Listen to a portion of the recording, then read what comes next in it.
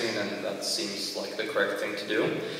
Thank you for having me, and thank you for giving me a few minutes right before I take the train to Kharkiv. There's a really wonderful cultural event tonight that my New York friend, Mr. Evgeny Fix, is organizing on Yiddish utopian literature in Kharkiv and contemporary Ukrainian identity. So if anyone is in Kharkiv in the next 5 weeks, I really would tell you to go find the Yedina Utopia art exhibition.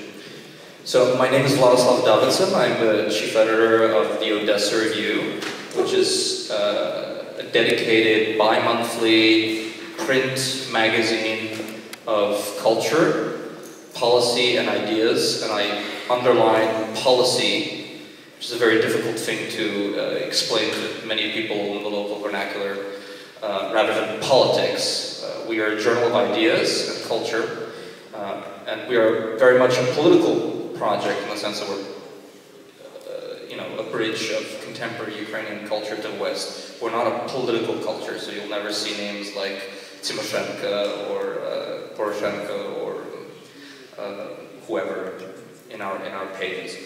But we did have the wonderful Katya Smagli write for us, and my friend Vladislav Hartman, who is our arts columnist, who is the great curator of the Triptych Gallery. Ukraine is not doing exceptionally well in the battle of ideas in the Western world and in Western journalism. There's a lack of resources, which I think that's the subtext of the arguments in the first panel about the difference between the responsibilities of the private and the public sector. But Ukrainian culture, despite the fact that there's a lack of resources to make it well-known internationally, is exceptionally strong. And contemporary Ukrainian culture is exceptionally creative, fervent, which historically often happens in times of war and privation and difficulty. Ukrainian culture now is probably in the middle of a golden age of creative fervor that it has not seen for maybe 30, 40, 50, maybe 80 years, depending on what one's cultural preferences are. But